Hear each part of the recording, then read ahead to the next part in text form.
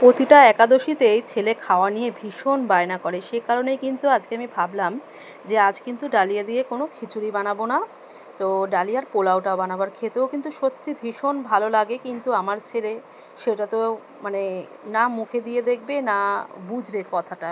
তো সে কারণেই ভাবলাম যে একটু ছেলেকে প্লেটে আমি বেড়ে নিয়ে ছেলেকে দিই দুটো বেগুনি দিয়ে, তো ছেলে যদি একটু খেয়ে দেখে। তো এদিকে তো হাজব্যান্ডকে আমি খেতে দিয়েই দিয়েছি, ও টেবিলে খাচ্ছে, আর এই ফাঁকে আমি ছেলের জন্য নিয়ে যাচ্ছি যে তুই একটু খেয়ে দেখ, নইলে ছেলের জন্য আমি ভাত রান্না করব। তো কে শোনে কার কথা বন্ধুরা, এরকম মানে আমার মতো কার কার যে এরকম জ্বালা ভোগ করতে হয় জানি না।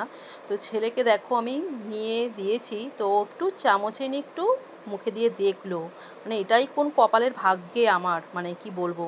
তো যাই হোক, উনি খাবে না, তো বেগুনি দুটো হাতে নিয়ে দেখো নিল, তো ওটা আর চলবে না। তো ছেলেকে এখন বলছি তোকে আমি কি বানিয়ে দেবো তুই বল, মানে প্রতিটা একাদশীতে এরকম খাওয়া নিয়ে করে, আর খেতে কতটা টেস্টি হয় এই পোলাওটা, ও মানে কি বলবো তোমাদেরকে, আর বলার ভাষা নেই।